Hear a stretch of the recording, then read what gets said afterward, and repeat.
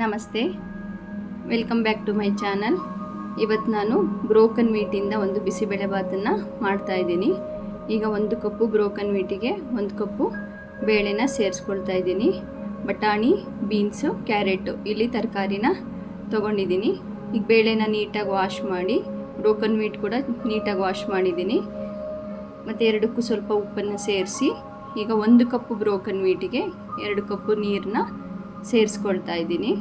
ಇಲ್ಲಿ almost 1 cup ಬೇಳೆ ಇದೆ, ಆ ಬೇಳೆಗೆ 1.25 ಕಪ್ನಷ್ಟು ನೀರನ್ನ ಸೇರಿಸಿ ಈಗ ಎರಡನ್ನೂ ಸಪ್ರೇಟಾಗಿ ಬೇಯಿಸ್ಕೋಬೇಕು. ಒಟ್ಟಿಗೆ ಬೇಯಿಸೋದು ಬೇಡ. ಬಟ್ ನಾನು ಒಂದೇ ಕುಕ್ಕರಲ್ಲಿ 2 ಸಪ್ರೇಟಾಗಿ ಇಟ್ಟು ಬೇಯಿಸ್ಕೊಳ್ತಾ ಇದ್ದೀನಿ.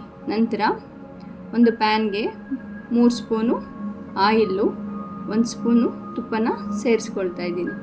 ಖಂಡಿತ ಟ್ರೈ ಮಾಡಿ, ರೈಸ್ಗಿಂತ ತುಂಬ ಚೆನ್ನಾಗಿರುತ್ತೆ ಬ್ರೋಕನ್ ವೀಟಲ್ಲಿ ಮಾಡೋ ಬಿಸಿಬೇಳೆ ಬಾತು. ಈಗ ಇಲ್ಲಿ ಸ್ವಲ್ಪ ಸಾಸಿವೆ, ನಂತರ ಜೀರಿಗೆ, ಸ್ವಲ್ಪ ಒಣಮೆಣಸಿನ್ಕಾಯಿ, ಕರಿಬೇವಿನ ಸೊಪ್ಪು ಮತ್ತು ಸ್ವಲ್ಪ ಇಂಗು ಜಾಸ್ತಿನೇ ಹಾಕಿ, ಬೇಳೆ ಸ್ವಲ್ಪ ಡೈಜೆಷನಿಗೆ ಪ್ರಾಬ್ಲಮ್ ಆಗೋದ್ರಿಂದ ಹಿಂಗೆ ಹಾಕಿದ್ರೆ ಅದು ಗ್ಯಾಸ್ಟ್ರಿಕ್ ಆಗಲ್ಲ. ಮತ್ತು ಇಲ್ಲಿ 2 ಆನಿಯನ್ನ ಕಟ್ ಮಾಡಿ ಸೇರಿಸ್ಕೊಳ್ತಾ ಇದ್ದೀನಿ. ಅದಕ್ಕೆ ಸ್ವಲ್ಪ ಉಪ್ಪು ಮತ್ತು ಮೆಂತ್ಯ ಪುಡಿನ ಹಾಕ್ತಾಯಿದ್ದೀನಿ. ಮೆಂತ್ಯ ಪುಡಿ ಹಾಕೋದ್ರಿಂದ ಈ ಥರ ಬಿಸಿಬೇಳೆ ಬಾತು ಈ ಥರ ತಿಂಡಿಗಳಿಗೆ ಆ ಫ್ಲೇವರು ತುಂಬ ಚೆನ್ನಾಗಿರುತ್ತೆ ಮತ್ತು ಆರೋಗ್ಯಕ್ಕೂ ಒಳ್ಳೆಯದು. ಮತ್ತು ಸ್ವಲ್ಪ ಅರಿಶಿನ ಸೇರಿಸ್ಕೊಳ್ತಾ ಇದ್ದೀನಿ. ಆನಿಯನ್ ಚೆನ್ನಾಗಿ ಫ್ರೈ ಆಗಬೇಕು. ಈಗ ಆನಿಯನ್ ಫ್ರೈ ಆಗಿದೆ. ಈ ಹಂತದಲ್ಲಿ ಈಗ 2 ಟೊಮೆಟೊನ ಸೇರಿಸ್ಕೊಳ್ತಾ ಇದ್ದೀನಿ. ಟೊಮೆಟೊ ಕೂಡ ಚೆನ್ನಾಗಿ ಬೇಯಬೇಕು. ಖಂಡಿತ ಟ್ರೈ ಮಾಡಿ, ಎಲ್ರಿಗೂ ಇಷ್ಟ ಆಗುತ್ತೆ. ರೈಸ್ಗಿಂತ ತುಂಬ ಟೇಸ್ಟಿಯಾಗಿರುತ್ತೆ ಬ್ರೋಕನ್ ವೀಟಲ್ಲಿ ಮಾಡೋ ಅಂಥ ಬಿಸಿಬೇಳೆ ಬಾತು. ಯಾರಿಗೂ ಗೊತ್ತೇ ಆಗಲ್ಲ. ಈಗ ಮಕ್ಕಳಿಗೆಲ್ಲ ಬ್ರೋಕನ್ ವೀಟ್ ತಿನ್ಸೋದು ತುಂಬ ಕಷ್ಟ ಅಲ್ಲ. ನೀವು ಈಗ ಮಾಡಿ ಕೊಟ್ಟರೆ ಅವ್ರಿಗೆ ಬ್ರೋಕನ್ ವೀಟಲ್ಲಿ ಮಾಡಿರೋದು ಗೊತ್ತೇ ಆಗಲ್ಲ. ಈಗ ಇಲ್ಲಿ ನಾನು 1/4 ಸ್ಪೂನಷ್ಟು ಖಾರದ ಪುಡಿ, 1.5 ಸ್ಪೂನಷ್ಟು ಬಿಸಿಬೇಳೆ ಬಾತನ್ನ ಸೇರಿಸ್ಕೊತಾ ಇದ್ದೀನಿ. ಇದು ನಾನು ಮನೆಯಲ್ಲೇ ಮಾಡಿರೋಂತಹ ಬಿಸಿಬೇಳೆ ಬಾತ್ ಪೌಡರು. ಇದು ಯಾವುದೇ ಶಾಪಿಂದ ತಂದಿರೋದಲ್ಲ.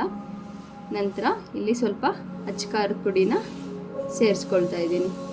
ಇದೆಲ್ಲ 1 ನಿಮಿಷ ಒಗ್ಗರಣೆಲಿ ಬಾಡಿಸ್ಕೋಬೇಕು. ನಂತರ ಈಗ ಬೇಳೆ ಈ ಹದಕ್ಕೆ ಬೆಂದಿರಬೇಕು. ತುಂಬ ಸ್ಮ್ಯಾಶ್ ಆಗಬಾರ್ದು ಮತ್ತು ಗಟ್ಟಿನೂ ಇರಬಾರ್ದು. ಇದು ಕರೆಕ್ಟ್ ಹದಕ್ಕಿದೆ. ಈಗ ಇದಕ್ಕೆ ಬೇಳೆನ ಸೇರಿಸ್ಕೊಳ್ತಾ ಇದ್ದೀನಿ. ಈಗ ಸ್ವಲ್ಪ ಇದು ಒಂದು ಕುದಿ ಬರಲಿ. ಆ ಟೈಮಲ್ಲಿ ನಾವು ಬ್ರೋಕನ್ ವೀಟ್ ಬೆಂದಿದೆ, ಕರೆಕ್ಟ್ ಹದಕ್ಕೆ ಬೆಂದಿದೆ. ತುಂಬ ಗಟ್ಟಿ ಇರಬಾರ್ದು, ಸ್ವಲ್ಪ ಮೆತ್ತಗೆ ಇರಬೇಕಿದು, ಹೊಂದ್ಕೊಳ್ಳುತ್ತೆ ಅವಾಗ ಚೆನ್ನಾಗಿ. ಈಗ ಚೆನ್ನಾಗಿ ಇದನ್ನು ಮಿಕ್ಸ್ ಮಾಡ್ಕೋಬೇಕು. ಸ್ವಲ್ಪ ಗಟ್ಟಿ ಅನಿಸ್ತಿದೆ. ಸ್ವಲ್ಪ ನೀರನ್ನ ಹಾಕಿ ಕನ್ಸಿಸ್ಟೆನ್ಸಿನ ಸರಿ ಮಾಡ್ಕೋಬೇಕು. ಈಗ ಸಾಮಾನ್ಯವಾಗಿ ರೈಸ್ ಎಲ್ಲ ಮಾಡಿದಾಗ ಒಂದು 10 ನಿಮಿಷ ಅಥವಾ ತಣ್ಣಗಾದ್ಮೇಲೆ ಬಡ್ಸೋಕೆ ಹೋದರೆ ಬಿಸಿಬೇಳೆ ಬಾತ್ ಗಟ್ಟಿ ಆಗಿಬಿಡುತ್ತೆ. ಇದು ಹಾಗಲ್ಲ ಬ್ರೋಕನ್ ವೀಟ್ದು. ನಾವು ಮಾಡ್ಬೇಕಾದ್ರೆ ಏನು ಕನ್ಸಿಸ್ಟೆನ್ಸಿಲಿ ಇರುತ್ತೋ ತಣ್ಣಗಾದ್ಮೇಲೆ ಕೂಡ ಅದೇ ಹದಕ್ಕಿರುತ್ತೆ. ಮತ್ತು ರುಚಿನೂ ಕೂಡ ತುಂಬ ಚೆನ್ನಾಗಿರುತ್ತೆ. ಸ್ವಲ್ಪ ಬೆಲ್ಲ, 2ರಿಂದ 3 ಸ್ಪೂನಷ್ಟು ಹುಣಸೆಹಣ್ಣಿನ ರಸನ ಸೇರಿಸ್ಕೊಳ್ತಾ ಇದ್ದೀನಿ. ಸ್ವಲ್ಪ ಉಪ್ಪು ಸಪ್ಪೆ ಅನ್ನಿಸ್ತು, ಮತ್ತು ಸ್ವಲ್ಪ ಉಪ್ಪನ್ನ ಸೇರಿಸ್ಕೊಳ್ತಾ ಇದ್ದೀನಿ. ತುಂಬ ಟೇಸ್ಟಿಯಾಗಿರುತ್ತೆ. ಖಂಡಿತ ಪ್ರಯತ್ನ ಪಡಿ.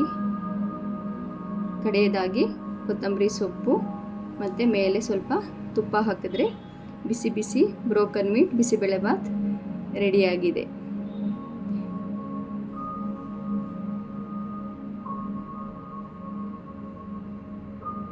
ಖಂಡಿತ ಪ್ರಯತ್ನ ಪಡಿ, ನೋಡಿ. ಅದು ನೋಡೋಕ್ಕೆ ಎಷ್ಟು ಚೆಂದಾಗಿದೆಯೋ, ರುಚಿ ಕೂಡ ಅಷ್ಟೇ ಅದ್ಭುತವಾಗಿರುತ್ತೆ. ಇದನ್ನು ನಾನೀಗ ಸ್ವಲ್ಪ ಮೇಲೆ ತುಪ್ಪ ಮತ್ತು ಮಿಕ್ಸ್ಚರ್ನ ಹಾಕಿ ಸರ್ವ್ ಮಾಡ್ತಾಯಿದ್ದೀನಿ. ಮಿಕ್ಸ್ಚರ್ ಇಷ್ಟ ಇಲ್ಲ ಅಂದರೆ ಬೂಂದಿ ಖಾರ ಕೂಡ ಬಳಸ್ಬೋದು. ಬಿಸಿ ಬಿಸಿ ಬಿಸಿಬೇಳೆ ಬಾತ್ ರೆಡಿಯಾಗಿದೆ. ನಮ್ಮ ಚಾನಲ್ ಸಬ್ಸ್ಕ್ರೈಬ್ ಮಾಡಿ, ಸಪೋರ್ಟ್ ಮಾಡಿ, ಲೈಕ್ ಮಾಡಿ, ಶೇರ್ ಮಾಡಿ.